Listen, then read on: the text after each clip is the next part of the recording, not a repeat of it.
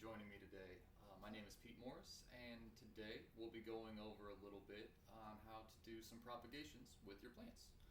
Alright, so as we know in class, we've been talking about a number of different propagation techniques, right? We talk about grafting. Everyone loves to take the rootstock, take a nice little scion, and try to create something, whether that be 40 different types of fruit on one tree, or some of my hemp aficionados may care about some other types of scions and rootstock grafting, but that's not what we're going to go over today.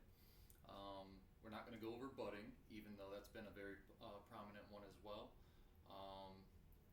What I do want to cover today, though, is something called air layering, which is one of my favorite techniques, and then we're going to go into cut stem propagations.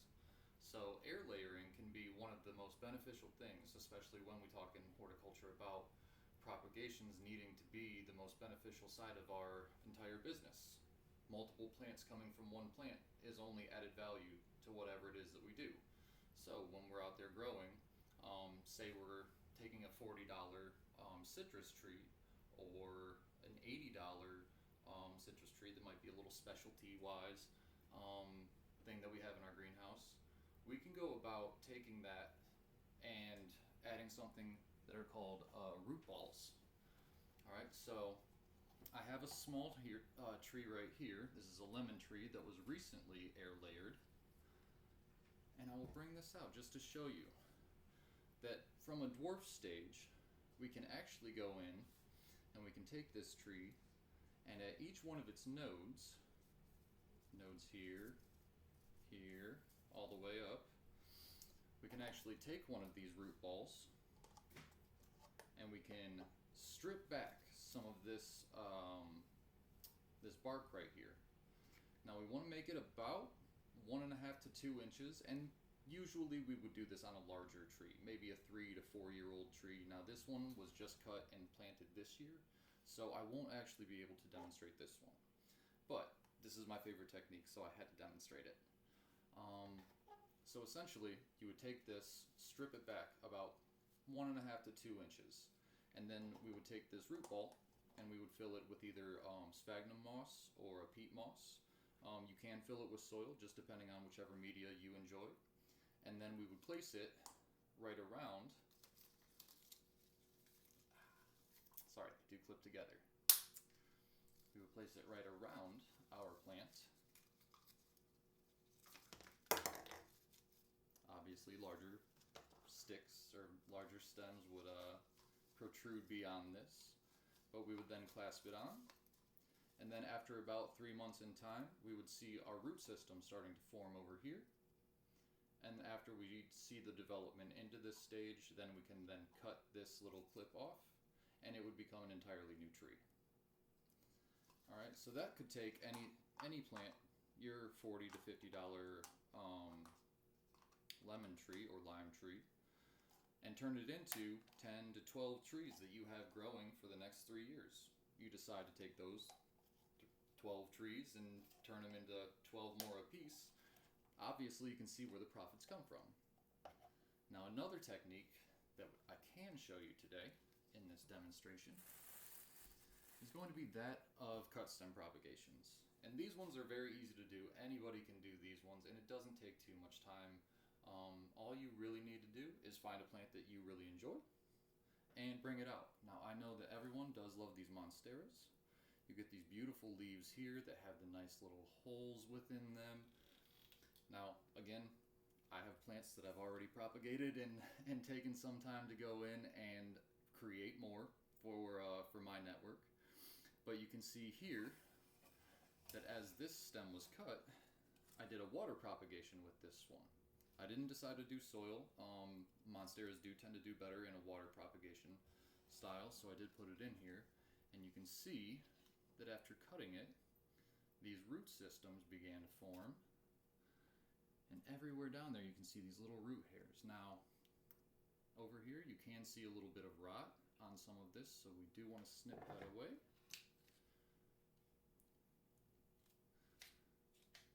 And that's just a way to take care. That's our maintenance side of it. Alright, but now that we have the development of the root system like that, we can go ahead and we can put this back into soil, give it a nice little moss pole to grow right on up, because this cane is going to continue all the way on up. Now you can also see on this cane that we have a node down here where the roots started to grow from. We have a node right here, a node right here, and what will eventually become a new node popping out of this guy from here, and a new leaf. Over here on our smaller plant though, I'm going to bring you in because I don't really mind if I lose this one. Alright, so on this plant, again, we already have the development of some roots here. Again, you can see that we have roots down here on this node. We have a node right here, a node right here, and you can even see a little aerial root popping off of that right there. And that's going to develop even further into this one as this leaf unfurls into a new stem. But because I have you here and because we need to get this demonstration done, I'm going to show you just what you need to do. One material I did forget to grab.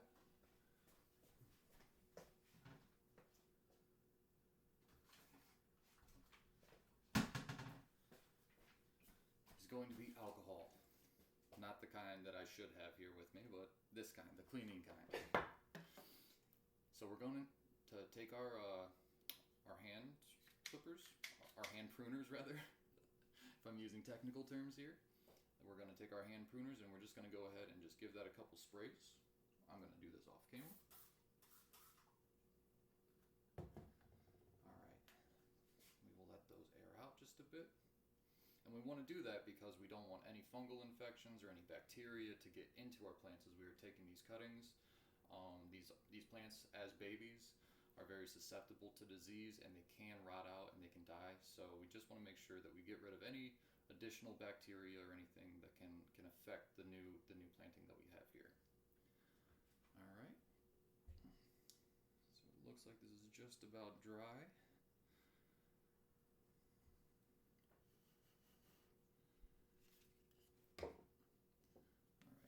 And again, I'm going to bring you in here close and I'm going to show you exactly what I'm going to cut on.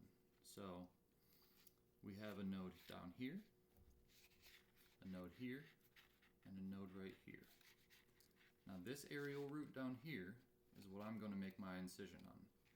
Alright, and when we do this, we want to make sure that we are cutting this at a 45-degree angle.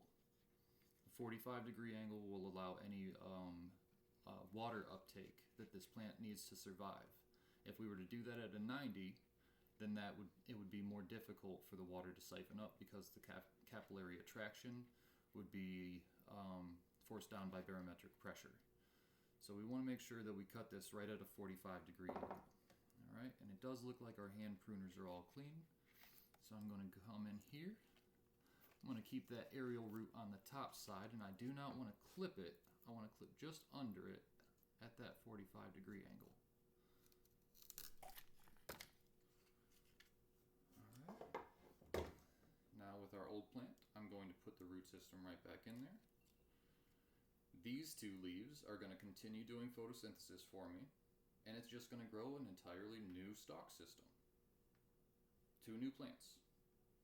$0 spent. Alright, now with this plant, you can see here on film, maybe if I can angle this correctly, that we do have a 45-degree angle. We do have this node right here. So we are just going to go ahead and we are going to fill up another vase or another propagating chamber. As of right now, I forgot another jar, so I'm going to place this one right inside this jar here. And after about 5 days, that aerial root should expand. It should swell, and then you'll see it expand, and you will get these brand new beautiful white roots coming out of it that you can then develop for another 2 weeks until you plant them into large containers.